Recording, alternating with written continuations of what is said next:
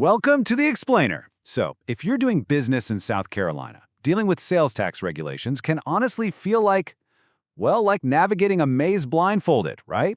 But today we're going to completely demystify those rules. We've compiled the absolute ultimate blueprint for the SC Resale Certificate, pulling directly from official Department of Revenue guidelines to give you the exact steps you need to succeed.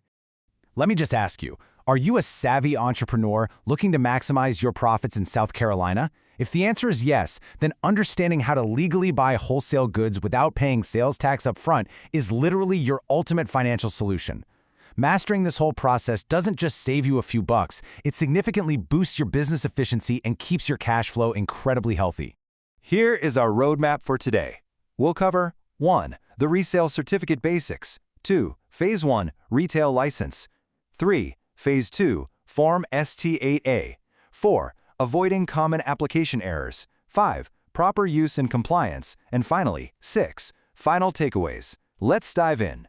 Section 1. The Resale Certificate Basics. Okay, so the absolute secret to avoiding major legal headaches, it lies in understanding the specific tools South Carolina requires. Enter Form ST8. This is the official South Carolina Resale Certificate. Basically, it's the document used to exempt licensed merchants from paying sales tax on items bought strictly for resale. When you use this properly, you're legally shifting the tax liability away from your vendor and onto yourself, promising that you're going to collect that tax when you sell to the end consumer. Now let's clear up a distinction where honestly so many people get tripped up. Look at the difference between the SC Retail License and Form ST8A. The retail license, that's your state-issued authority. It'll cost you a $50 non-refundable fee, and you apply for it directly through the state. On the flip side, Form ST8A is self-executed, meaning there's absolutely no fee, and you hand it directly to your seller, not the government. Make sense? You absolutely must have the first one to use the second one. Which brings us to Section 2, Phase 1, Retail License.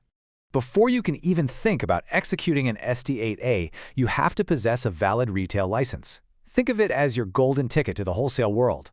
And getting one is actually a breeze. First, you log into the My Doorway online portal.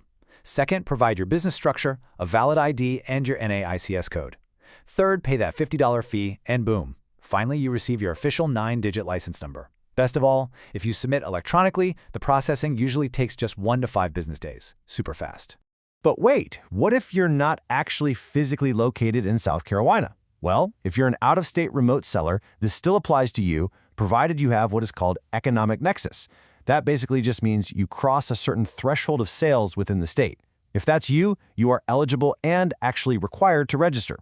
You can apply via that exact same My Doorway portal or submit the paper form DOR-111RS. And yes, you'll pay that same $50 fee to get your license.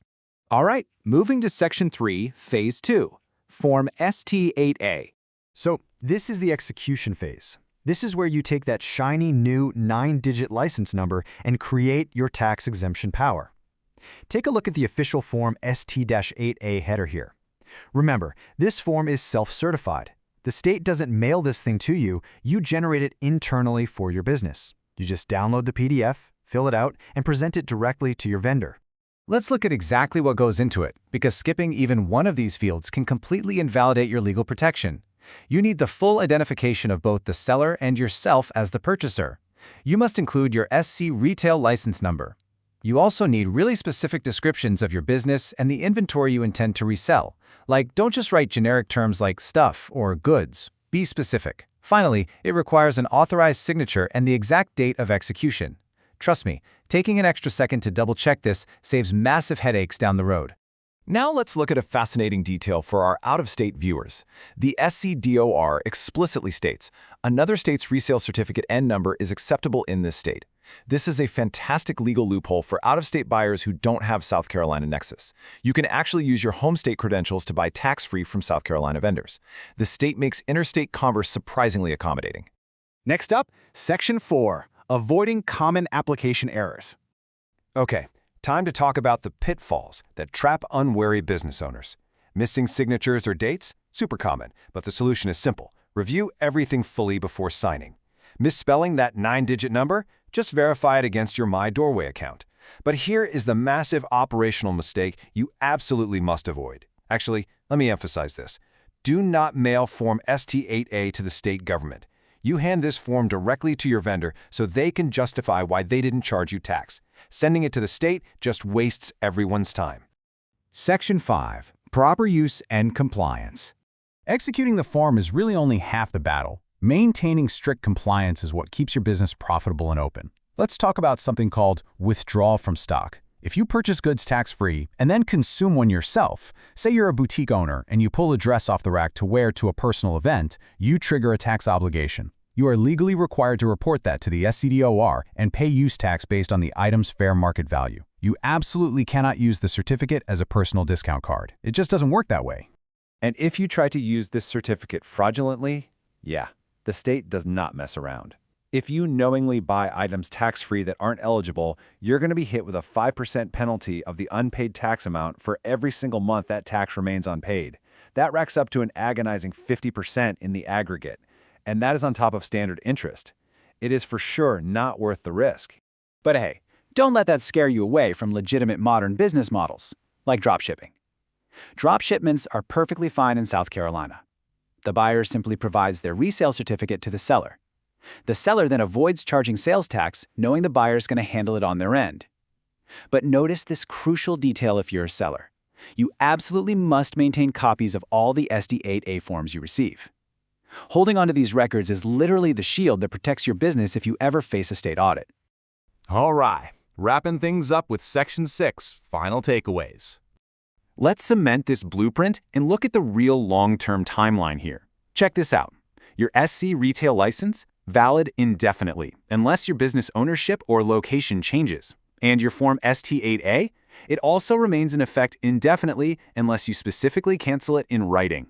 This is huge. Neither document strictly expires, which saves you so much time and completely eliminates those annoying recurring annual fees. So here's your action plan. Secure your retail license via My Doorway, execute Form ST8A accurately, and present it to your wholesale vendors. Countless entrepreneurs have completely transformed their cash flow just by getting this paperwork right.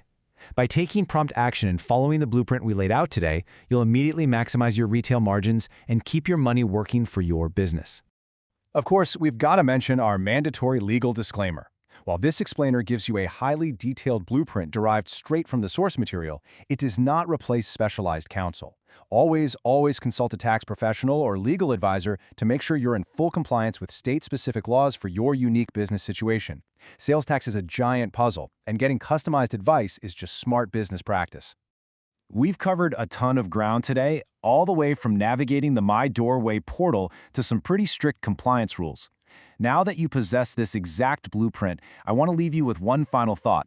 How much capital will your business unlock this year just by mastering this tax exemption protocol? Get out there, take control of your margins, and we'll catch you in the next explainer.